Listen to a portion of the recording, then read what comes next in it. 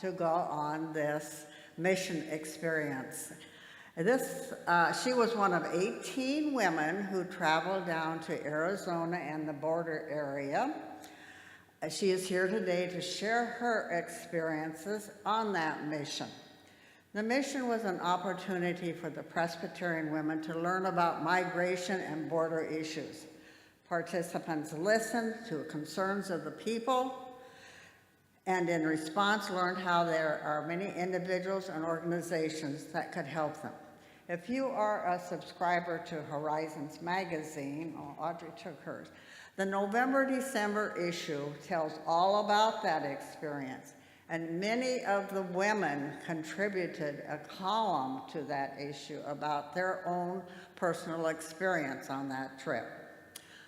At the luncheon, there will be baskets on your table in which you can give a free will offering that will donate it to one of her organizations that she came in contact down there. She hasn't told me yet what that is. But if you need to write a check, I prefer you write it out to PW in the Presbyterian of Prospect Hill. And then I will combine all the monies and make sure it gets to that organization. So, Louella, I welcome you. Thank you.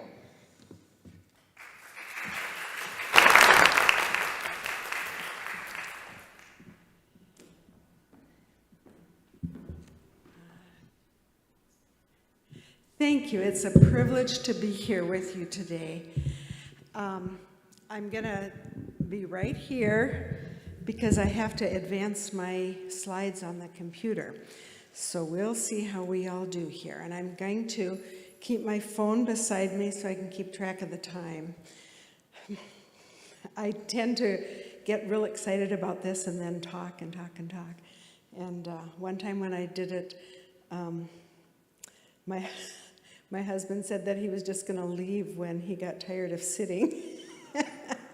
So through the presentation, and towards the end of my talk, he got up and, I don't know, they had to go answer a phone call or something. Anyhow, all kinds of people were looking at him, wondering if it was the signal that I had overextended. Anyhow, it is a privilege to be with all of you today. And it's a beautiful day for a drive. I come from Laverne, Minnesota, about a 2-hour drive away. And today we have Tri-State Band Festival. It's band festival season. So I left town and lots of people were coming in for the day. I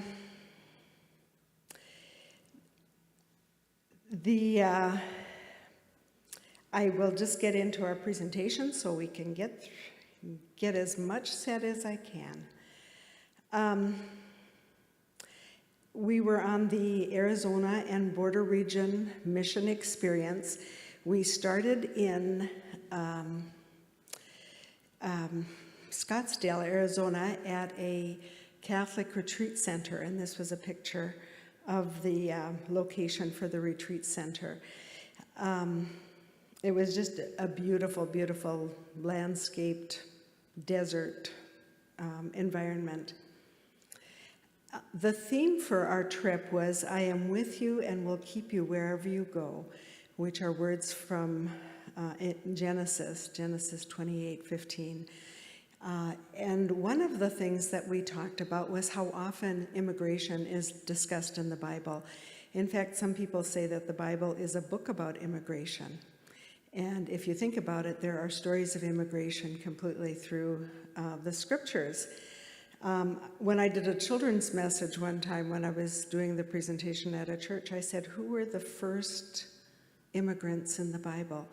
And there was just a little girl that got it right, like about a second or third grader maybe. I don't know if any of you can think. It was Adam and Eve. They were kicked out of the garden, had to flee. So there are stories of immigration in Scripture from the beginning to the end. The purpose of the trip was to listen and learn. We heard the stories of Native American people from the region that we gathered in, and then we understood the challenges of immigrants and those who help them. And then we experienced life on the border We also built relationships. It was a wonderful time together with other PW women from across the country. We had worship. We started and ended each day with devotions and worship, and really formed a close bond. And in fact, we're all still communicating with each other. I think I had about 3 texts yesterday from the group about all kinds of different things. And then we also really appreciated getting to know our mission partners. That was a wonderful part of the trip. And then the final purpose is to faithfully serve, and that's what I'm doing with you here today. Is we were told that after the trip, the expectation was that we would share with other people what we saw, what we experienced, and then to advocate for the issues that people are dealing with in the situations that they're in, and also to develop a better understanding of all of the different organizations that are involved in border ministry. This is the group of the 18 of us from all around the country. There are people that came all the way from the state of Washington to New York City, and from Southern California, all the way to Florida. So there were people from all around the country representing the different synods, and then there were 5 staff, board representatives and staff that came. As I said in the introduction, we received education about immigration issues. And that happened on the first day, Saturday, Saturday, October 14th is what it said. We had lessons about the Native American people in the area specifically that we were in Arizona, but then we also had the opportunity to go to the Heard Museum, and they have memorabilia or artifacts from all the tribes throughout the country. One of the things that was quite dramatic was we engaged in what is called a blanket exercise. And I think there have been some PW women that have been trained in that exercise and offer it now.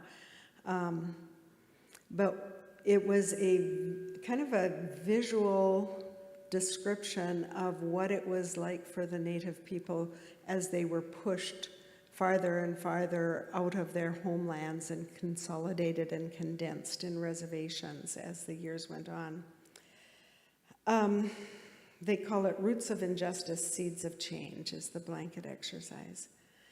And then we went to the Heard Museum, which was phenomenal, with all of the different things from all around the country.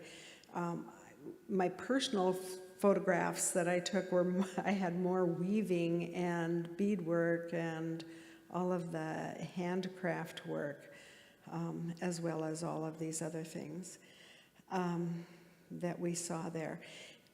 And they also had a display that we went through on boarding schools, the Native boarding schools, and the trauma that people experienced through that part of our history. On Sunday, we worshiped at Central Presbyterian Church. Pastor Martha is pictured there with Sherry Harper, who is the PW director of our trip. And I think on the other woman on the lower left is Julie Meyer. She's from Iowa. She was another Synod of Lakes and Prairies representative that went. The church serves the Native cultures, and they are on Indian Lake Road, or Indian School Road. Those of you that have been to Phoenix maybe are familiar with that big road that goes through Phoenix. Anyhow, the school is no longer there from what I understand, but the church continues to serve the Native population that is there. They were warm and welcoming, and it was just a fun experience. One of the things that was interesting, they had a picture of the Last Supper. I know the picture isn't the best, but it was all Native people in the picture. We usually see it with Caucasian or Middle Eastern people. They also had a nativity set that was all native people. It was just beautiful. And then here was a picture of the people from the congregation and our group that gathered together that Sunday. And the group made us fry bread for dessert. And then we went to the Desert Botanical Garden, which is absolutely wonderful. I don't know how many of you have been there, but it's a beautiful, beautiful location. I think they wanted us to get a little acclimated to the desert experience, so they took us there on a Sunday afternoon to walk around. I walked around. There were a number of people that found the misters in the restaurant and sat under the misters. It was quite a hot day. And then on Monday, we started our education in our classes. And that was my 70th birthday, so I celebrated my 70th birthday on the trip. The slide says, God is in the details. We talked about immigration law, hosting refugees, detention ministries, Centro de Esperanza for families seeking asylum, and prepared hygiene kits and letters. I'll just speak a little bit about that. The immigration law, they had the lawyer who is the head of the Immigration Law Center in Phoenix come and speak with us. And what she shared is that immigration law is second in complexity only to tax law. That is extremely, extremely complicated. The other thing that she shared is that it is not uniformly enforced. And the example she gave of that was that earlier in the career, before she was doing as much administrative work, she had 4 files that were put on her desk of Cuban young men that were presenting for asylum in the United States. The first file was granted asylum, the next 3 were not.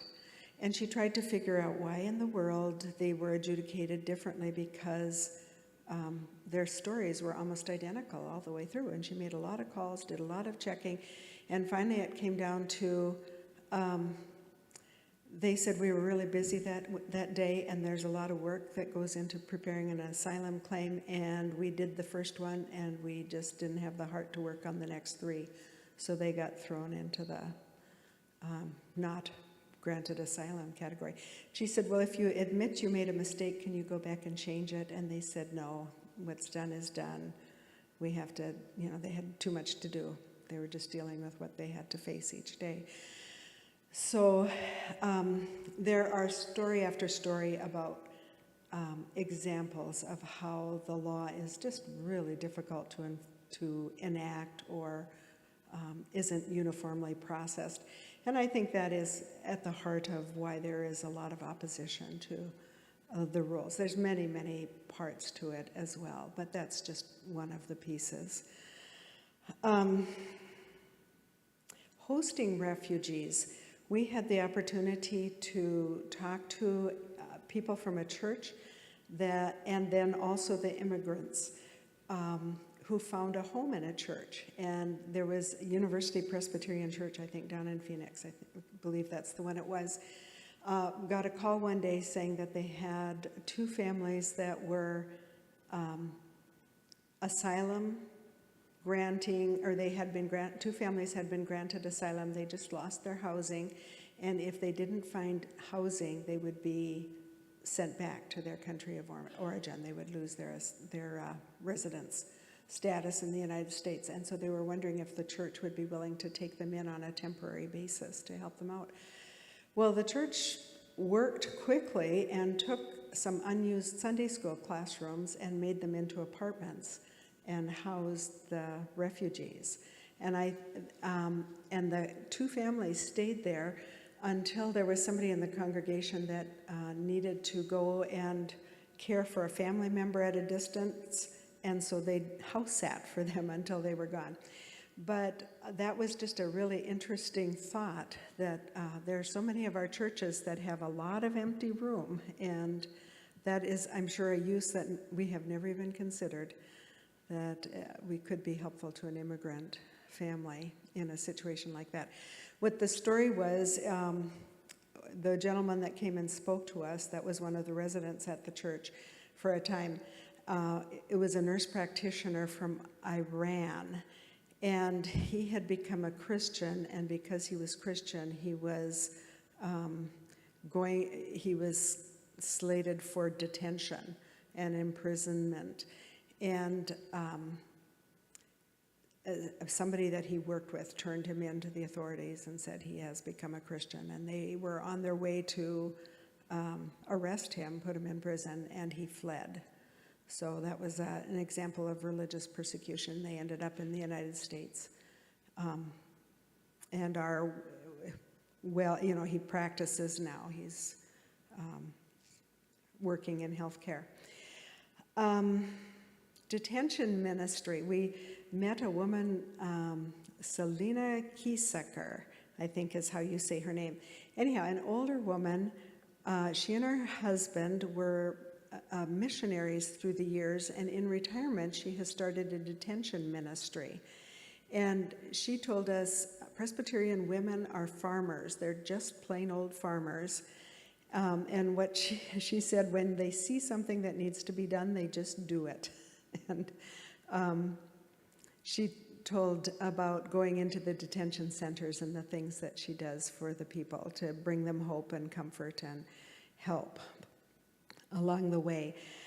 We also talked with people from Centro de Esperanza for families seeking asylum. There, I have a little dove on a display downstairs, little metal dove, and that came from that organization. There was an advertising executive from Chicago that retired to Mexico, and right on the border. She bought a house just on the Mexican side in the border. And what she realized was that there were all of these people that were trying to get across the border, and so they were just camping on the Mexican side, preparing for their transitions, or if they were deported, then figuring out what they were going to do next.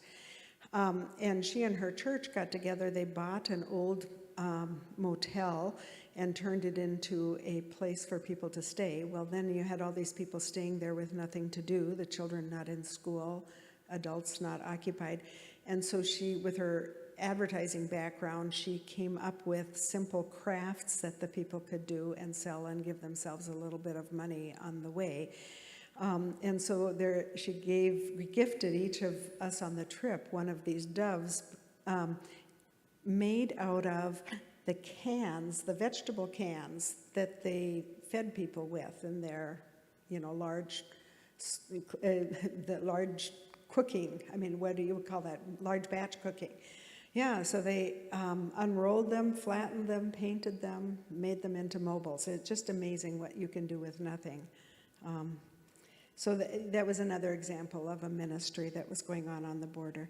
And then we did prepare hygiene kits. I'll maybe talk about that again a little bit later. After that, we went down to the border and had our first experience looking at the wall. And this is what the wall looks like when you get to Douglas. 30 feet tall, rusted metal posts on a concrete base. The picture, I think it's on your left probably, there are some rivers, some little streams that kind of go through that area, or the place where the water washes through, and that's all filled in with fencing and razor wire, and it collects debris, but that was an example of that. The one thing, they have razor wire along the fence, and there was a bird's nest. A bird had built a nest in the razor wire. We just thought that was kind of interesting. This is another picture. Looking out, this would be looking north from the wall. The mission arranged for us to meet mission partners from the Mexican side of the border, and we had our first devotional and talked to them through the fence, but that is a way a lot of people will communicate. And of course, the Border Patrol had a truck there. They were always there patrolling and watching. Then we went out into the country for quite a ways, and we looked, this is just the scenery, looking out to the west, just beautiful, beautiful country, and then looking to the east, and then looking to the north. I was surprised by how beautiful it was. I wasn't expecting that, but it just is beautiful, beautiful country. And then we have the wall, and I kind of thought it was kind of like our complaints about the windmills, is that they ruined the view, you know.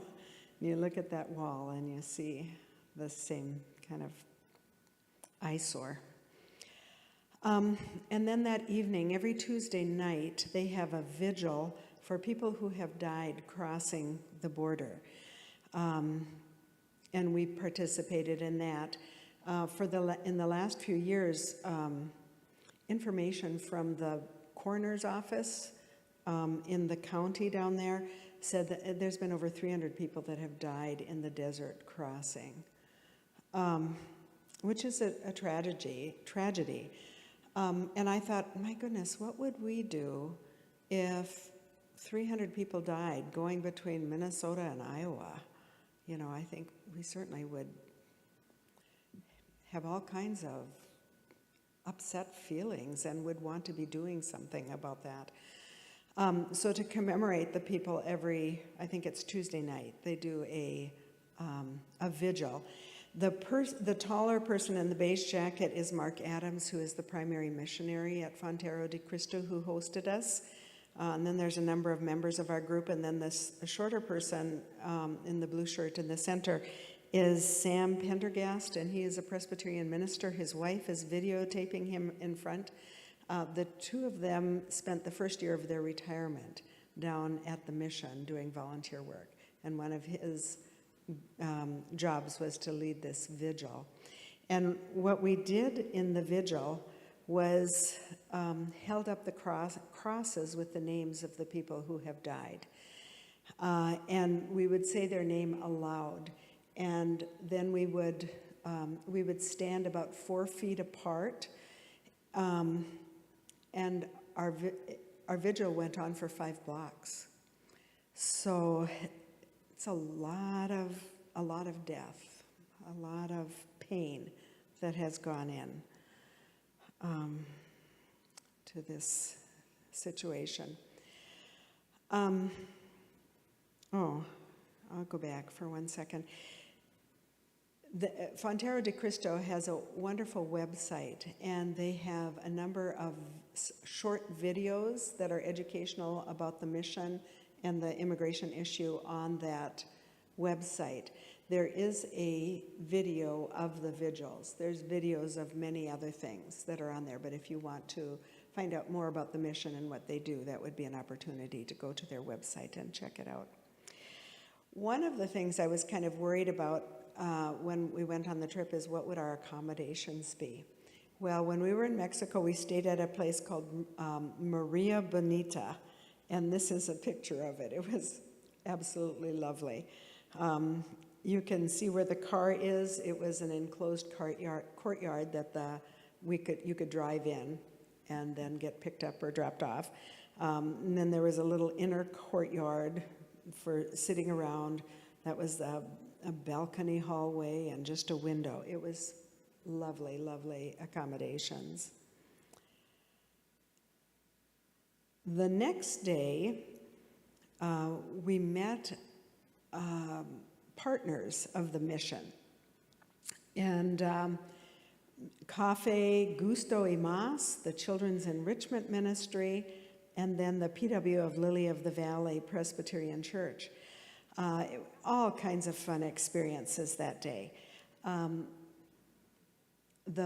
of the ministries of the mission is a coffee house that sells coffee that is grown by another ministry. They partner with a farm cooperative of coffee farmers in southern the border, and then at this coffee house they roast and sell and distribute the beans. And what the story of that is that there is a lot of economic devastation throughout Mexico and throughout Central America, and that precipitated many of the immigrants traveling. They were trying to get to an area that was more amenable for managing their lives. And the story went that a number of years ago, the coffee prices fell 75%. And there was a coffee farmer that felt like they needed to band together as farmers and develop cooperatives and then manage their commodities from planting, and harvesting all the way through the sale. Now, doesn't that sound like the cooperatives that were formed in the United States in the 50s? It's the same concept that went on. And they have a viable business at this point that markets the coffee. And it's great coffee, and they have this coffee house that is kind of a center for a lot of the mission projects in the Agua Prieta area. I think, I've got a picture. I'm going to advance quickly and then go back because I've got my pictures in the wrong order. We had a tour of the coffee roasting from the guy the primary roaster, and those are some of the pictures of it.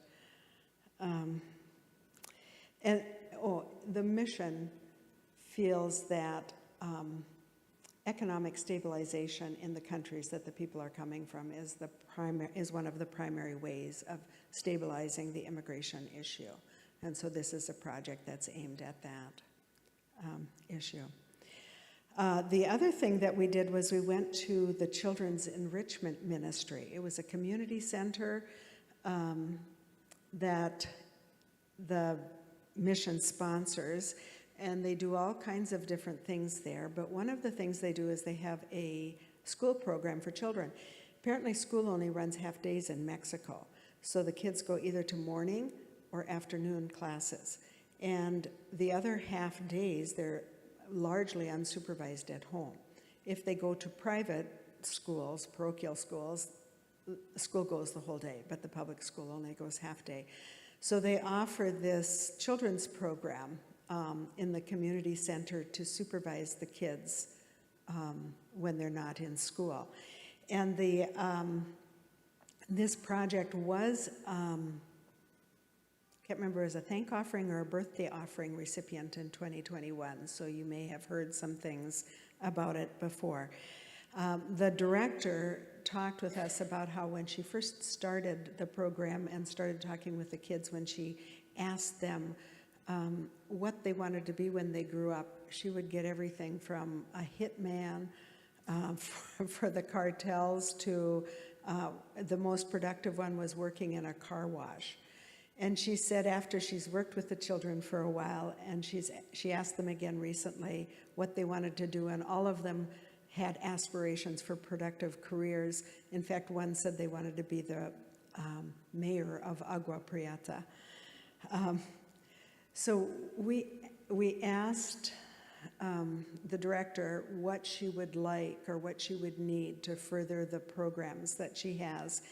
And she talked about having like more enrichment activities and a lending library that kids could take things home and work on in their off hours. Well, one of our missions was to bring things down for her. And we had a display of our items on the back counter, and after she had said that, then we had her turn around and see all of the things that we had collected. The books that I gave in conjunction with a few other people, and that was an item that they said they really needed, books in English and Spanish so that the kids can become bilingual. That is still an area of need. They still need money and things for that center, so that is a viable place for people to make a donation to. The other thing that we did was we went to the PW, the Presbyterian Women Fall Gathering, and that Wednesday was the day I was missing PW at my church, and I was so disappointed. And then we went to the PW group down there, and it was absolutely wonderful. And they had it connected via internet to all of the other PW groups in their county. So lots of technology. In fact, we were all given earphones, and the whole service was interpreted to us from Spanish into English so that we could hear it. So that was a really fun experience. Those are some pictures. The top left is a mural, and that was one of the things, I don't know how many of you are aware of that, but in the Hispanic culture, murals are quite popular, and there were murals all over depicting life. It was interesting. So we had the service, and then, we made tamales together. They taught us how to make tamales. We had the service, and then we went and had a tamale feast in their church hall. The two people there with the bow on top of them, the one is the missionary, the volunteer pastor from the United States, and the other one is the woman that heads up the PW group down at that Lily of the Valley church. So another wonderful experience. Then on Thursday, we had our desert migrant experience, and that was quite an interesting ordeal. One of the things that I'm very grateful to the mission for is that they have an education, experiential education continually. They have groups almost on a weekly basis of people that come through to see what is going on down at the border, and they provide them with a variety of educational experiences. The website also shows some of the things that they offer. They offer one trip where they take you all the way down to southern Mexico and show you the coffee farms, and the one we were on was the one that stayed just along the border. But they told us, hydrate, get plenty of rest, get your skin protected from the sun, wear your bug spray, wear good shoes. We're going to be hiking. So we followed all the instructions. I went out and bought a pair of hiking boots from Shields, and they were brand new and they lasted okay. Julie, one of the other women from Iowa that was on the trip with me, just wore her regular tennis shoes. She said they had some wear, but they weren't brand new, but they certainly weren't old. They were completely ruined after that one day's walk in the desert. They took us out of town, I don't know, about a half an hour drive, I suppose, and we got to a ranch that had property that went all the way to the border. And we were picked up by volunteers from the drug treatment center. The drug treatment center has a community service project to keep water barrels filled in the desert so that people don't die of dehydration. And so we went out with them one day when they were going to fill the barrel, and then they took us on the hike. They said it was a mile. I think it was a kilometer hike through the desert, and you can see the group doing that. It was very, very interesting. Here are a few pictures of things that I just want to point out to you. The one on the left is our guide scaling the wall. It took him about 15 seconds. It was too fast for me to even get my camera up to my face. Somebody must have had their camera ready and did it. Climbed up to the top and then shimmied down. And all he wore on that trip was a pair of pink clogs, those plastic Crocs. And he kicked them off and climbed up the wall. And there were like 3 other guys from the drug treatment center that were there as guides for us that day, and they treated the desert like it was the sandbox. I mean, they were extremely comfortable. It was just kind of like their backyard. Very, very used to it. The other, and somebody said climbing the wall, the way he did was the way down south they trim the palm trees, that the people that trim your palm trees just go and shimmy up it, do the trimming and then come back down. Well, that's the way they can climb the wall. The picture in the middle, our guide pointed out to us, brought out a 30-foot extension ladder with hooks on the end. The wall is 30 feet high. The coyotes that take people across the border have these ladders hidden. When it's time to cross the border, they pull them up, hook them onto the top of the wall, and they climb up the ladder. And then he also showed us a rappelling harness. They put on a rappelling harness and drop down on the other side. And then the third one, you can see the third picture is a hole. There is a hole under the wall. And that was one of the women from our group that walked under. I think there were 4 people from our group that walked through and back. What the story is that this fence is built in the desert on the sand. When it rains, and there's gully washers like there are down there, it erodes the sand from under the wall. Pastor Sam Pendergrass told me that the Border Patrol spends a great deal of their time just trying to keep the wall upright. But there are holes like this all through the wall, all by the wall.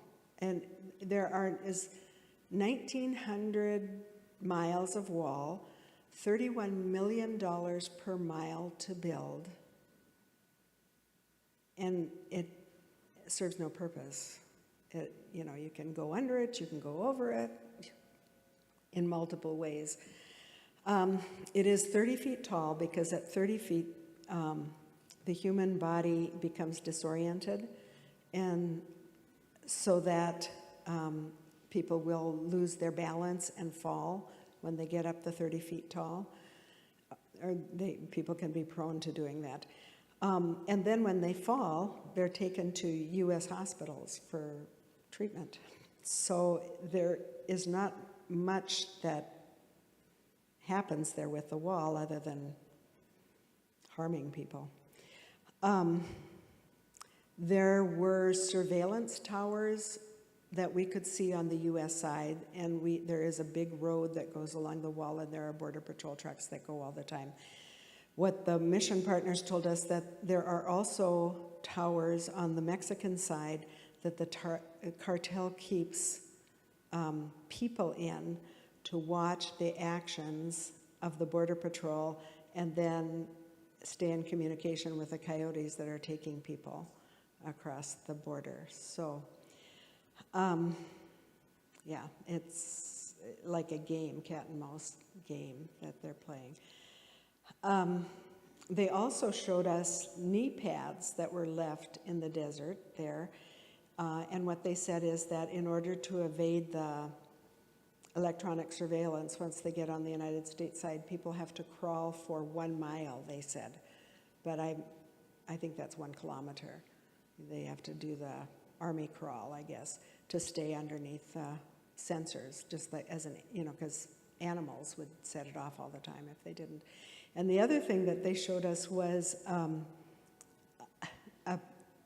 carpet shoe, a shoe that fit on, it looked like an oversized slipper, and the bottom of it was like an old sculptured carpet from a number of years ago. And people would slip their shoes inside of it and walk with that, and then you don't leave footprints. And if there is some evidence of something, they're in the sand, they can't tell if you're going forward or going backward. So those are kind of all the little tricks that are there. In the area that we were in, they only have 1 cartel, and therefore it's not as dangerous as it is in other areas because the danger comes from the cartel fighting with the cartels fighting with each other. But the cartels are making almost more money from moving people across the border than they are moving drugs across the border right now, from what we heard. Our missionary Mark Adams said that he had spoken to somebody recently who was in the United States without documentation, but felt that they needed to go back to Mexico to see their parents, elderly parents, before they died, and they were prepared to pay $20,000 to a coyote to get them back safely to the United States.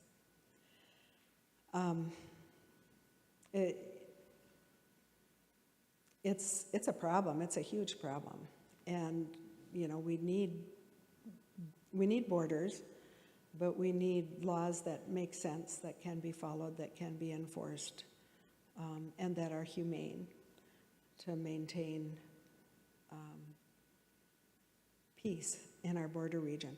One of the other things that they told us was that the last time there was a border legislation put through, they gave quotas to all the different countries, and they didn't increase the quota to Mexico to account for the agricultural migrants that were going back and forth across the border. So then all of a sudden the people who for their whole life or maybe multiple generations had followed harvests and gone north and then gone south again didn't have a legal way to go back and forth. So some of them stayed in the United States and just sent money back. Some of them crossed illegally because they maintained their occupation, which was the harvesting of produce or whatever. Yeah. We just need the new border legislation.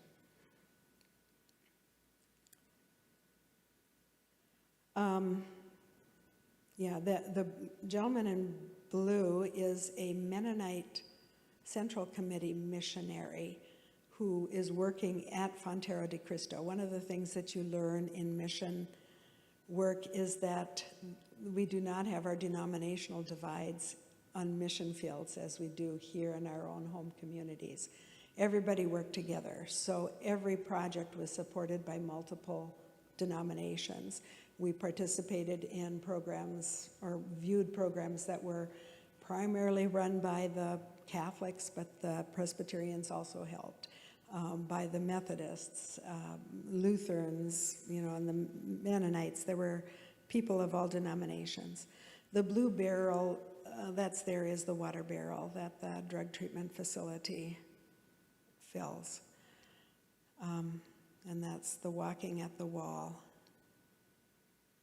And those are just a few pictures that I took. That top one just shows how many holes there are. I would say it was probably like 3.5 feet high and 8 foot wide, the primary one that people walk through, but you can see there's multiple ones. And then just as the water has eroded the sand, it's also brought brush. So there's all kinds of dried grasses and twigs and things like that.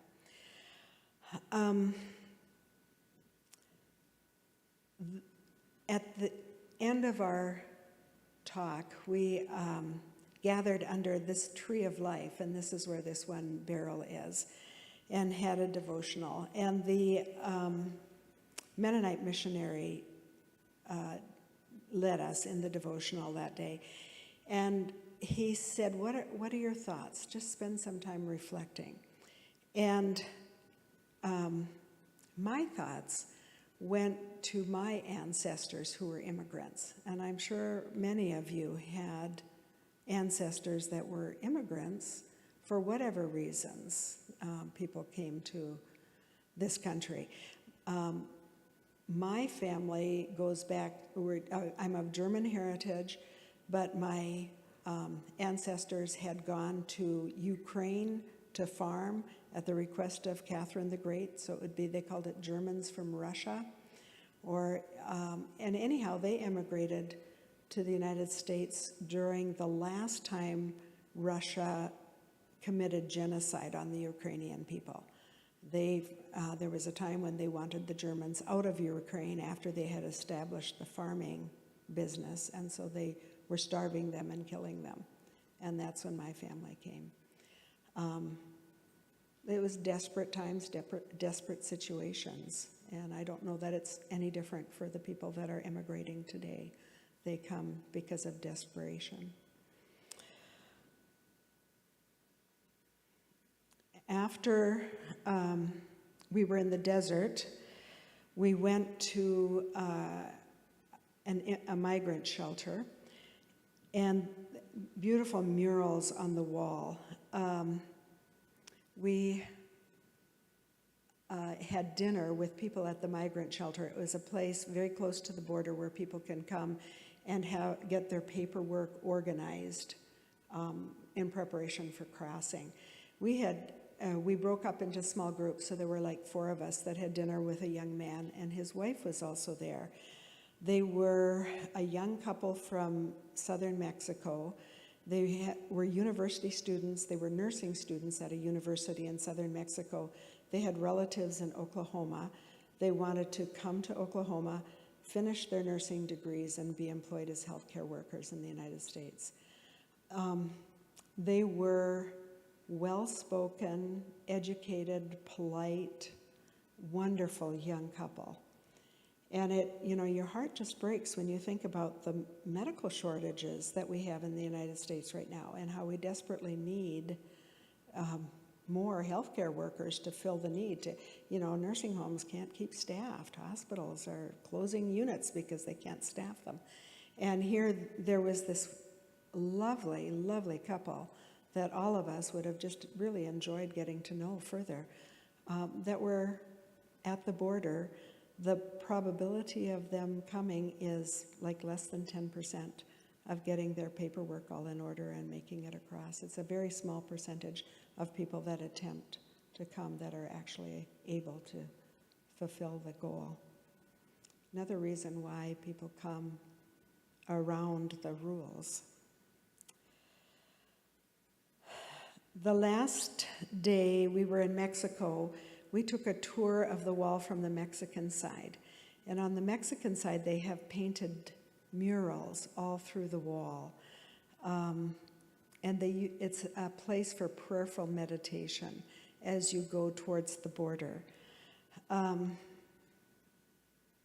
Those are some of the examples of the murals. It's a stark difference to the wall from the American side. And then when we left, we went to Tucson. And we were at another Catholic retreat center there, but it was just lovely. That was from the hill looking down at the Tucson. And at sunset, the mountains were kind of purplish, and they said that's classic Tucson. It was just a beautiful experience. And then we gathered with a woman named Dora, who emigrated a number of years ago. And she has a Salavision. She has a mission now to help people that are immigrating. And her story was that she was in university and was outspoken against some government policy that she didn't like, and a hit squad came to kill her. Another man that she had made the public statement with was at home, and soldiers showed up and shot him. She was at her grandmother's house, so she didn't get shot. So her family said, you have to flee, you have to go, you're going to be killed if you stay. And so she started her trek for the United States. She got to the border and paid a coyote to bring her across, and she said they were not told the truth about what the walk was going to be like or what the situation was going to be like at all. The long and the short of the story was that they were tortured, molested, abused, and left for dead in the desert. She played dead, and so she wasn't completely killed. She was found barely alive by Border Patrol with a group of women that had been killed. Apparently, the crime was so egregious that Border Patrol decided that they were going to try to find and prosecute the coyotes, and so she was allowed to stay in the United States. And she did. She testified at the trial, and somebody that was there from Tucson remembered the trial from when it had happened. It was kind of interesting. Anyhow, she lived her whole life without talking about her background and her history until the rhetoric became so awful in the United States about the immigrant people. And she said, I just couldn't be quiet anymore, and I had to speak up and talk about the reality of the immigrants that are coming, that they are not rapists and they're not vile, and they're people trying to find a new life for themselves because of desperate situations. Anyhow, she had been a businesswoman. She had a daughter who is a businesswoman who set up a corporation, and she helps people that are immigrating now. And I have some embroidery work downstairs on the display board. That was a couple of items that I purchased from her. They're pictures of young women, and I have 2 young granddaughters, so I bought them because I thought my granddaughters would like those when I'm done showing them off.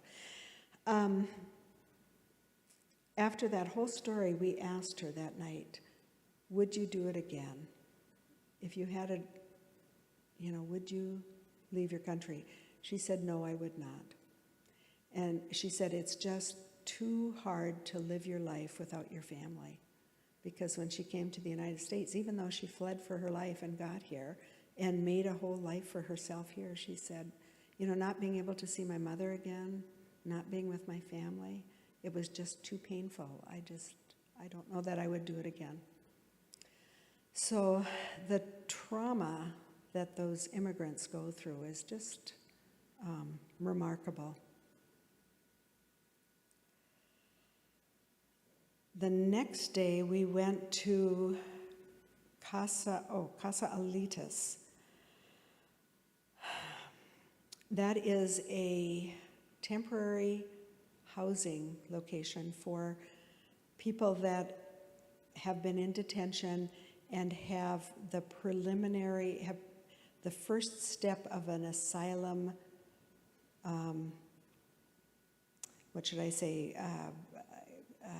category granted to them, that they are seen as having a possibility for getting asylum.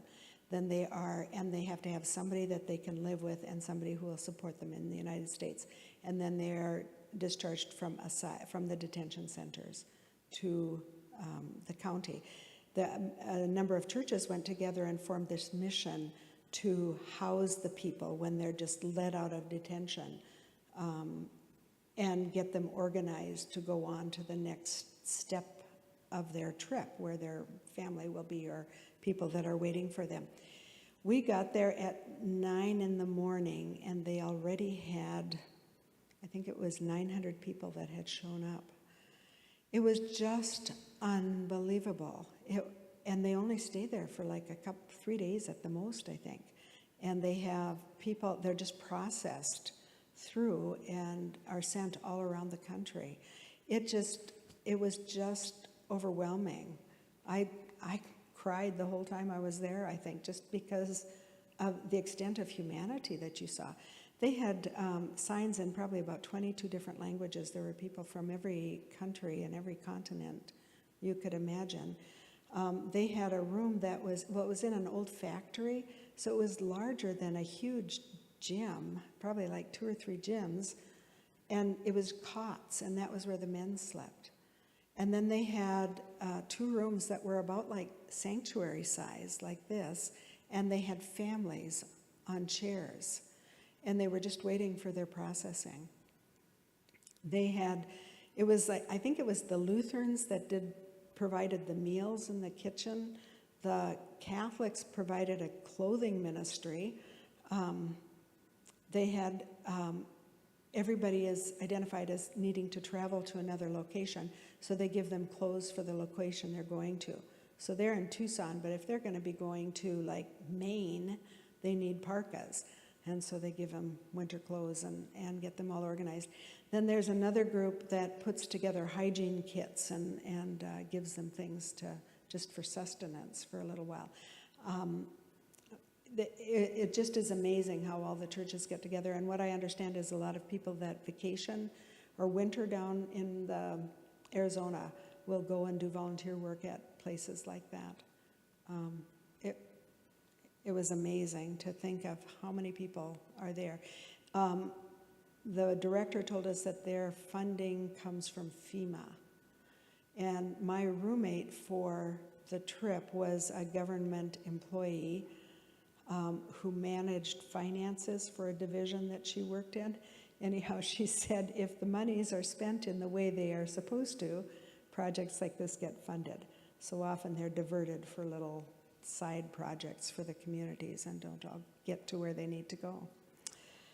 But I suppose, oh, and that was the other thing I was going to say. There are, the mission was very careful not to be political in how they described things to us.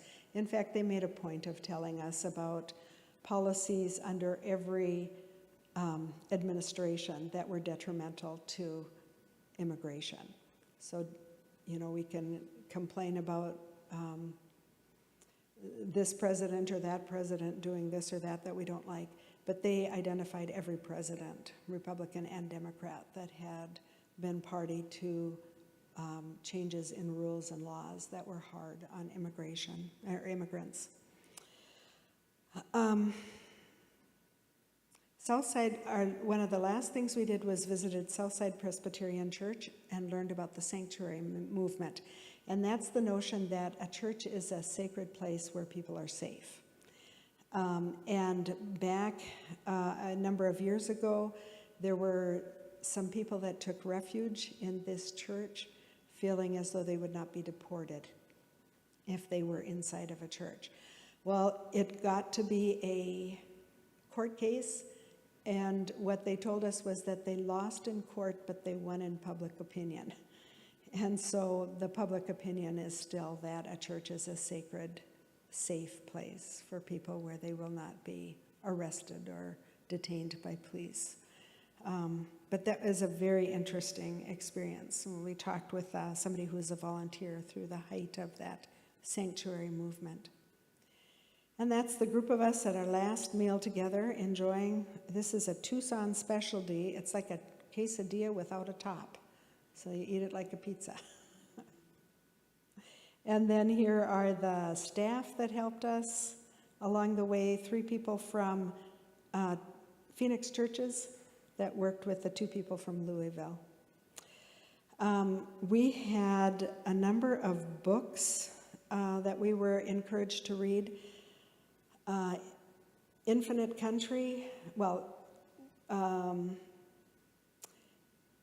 is about separated families. And there are many immigrant families that are not safe in either country, the country they came from or the country that they are aspiring to live in. So the only way that they can be together as a family is if some of them do not have a legal status. The Death and Life of Aida Hernandez is a true story about a woman who grew up in Agua Prieta and Douglas, back and forth. And it just talks about how the border has changed. Solita is a memoir, is about a 9-year-old boy that immigrated by himself, if you can imagine. His parents came first, his grandparents sent him when he was 9. They paid 2 people to supervise him with the coyote, and everybody abandoned him on the trip. And he was left to strangers to take care of him. And then The God Who Sees was a devotional book. Those were very interesting reading. The Mennonite missionary gave us a devotional one time, and it was on from Mark 7, and 22 to 25, and it was when Jesus healed a blind man.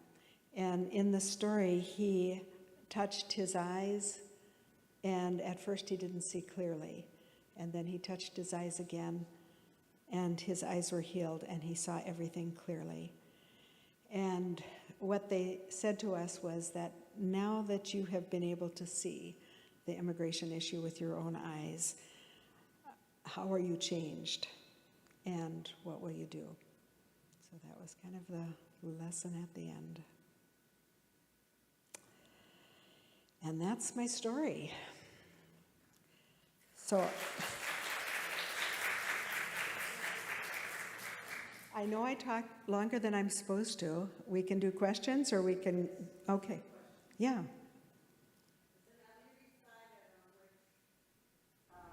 Organization will receive our funds.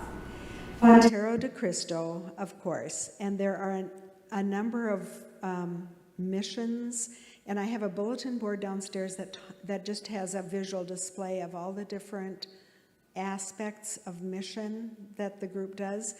The one that I was thinking, and I think I have a little extra flyer on that too, is they have a migrant center that is right across the street from the border, and they said that they have been overrun with people being refused admission or kicked out, and so that is an area of need for them right now, is to support their migration, that migrant center. So that is the one that I'd prefer. But any donation to Fontero de Cristo would be.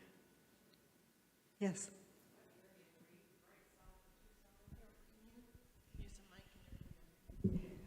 Yeah, we were in Douglas, Arizona, which is south and I think and over a little bit. But it's where I think Harris, Vice President Harris, was yesterday. She gave a talk on the border and she was in Douglas, which I thought was kind of interesting. So, yeah. And then Agua Prieta is the town right across. Yeah.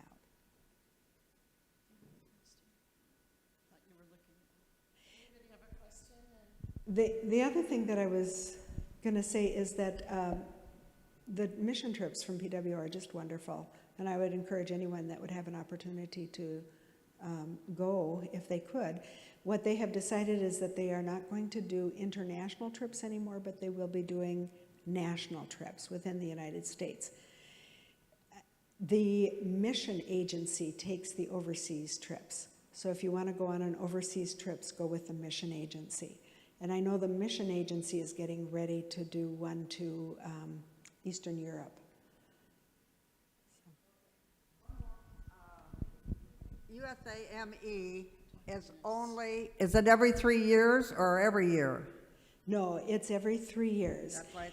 Yes, and the way it always was in the past was that it was a trip in the United States, a trip overseas, and then the churchwide gathering. And that was the 3-year rotation. From what I understand now is that it will be the churchwide gathering and the U.S. trip, and then go through the mission organization. Yeah.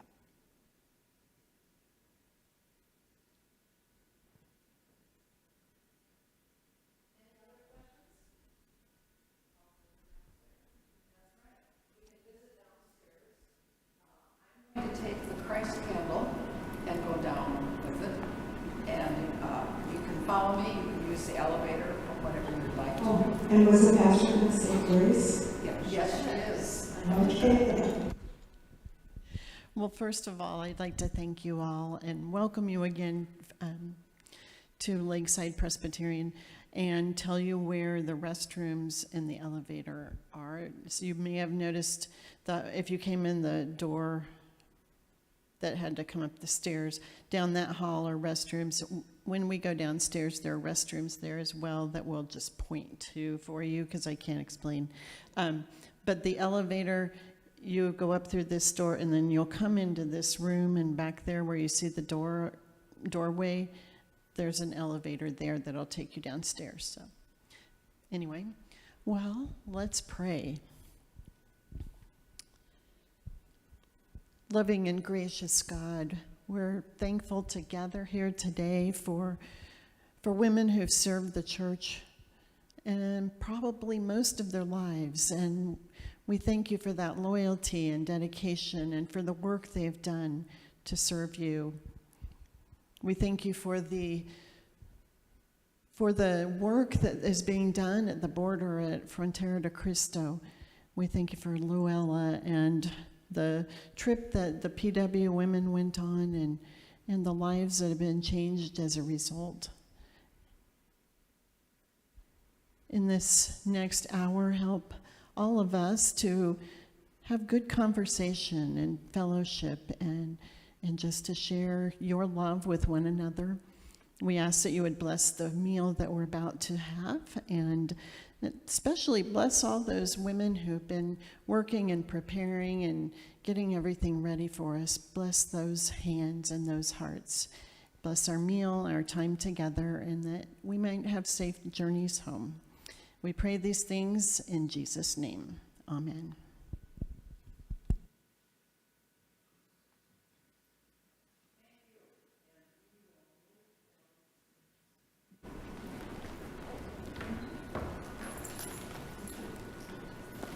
If you want to go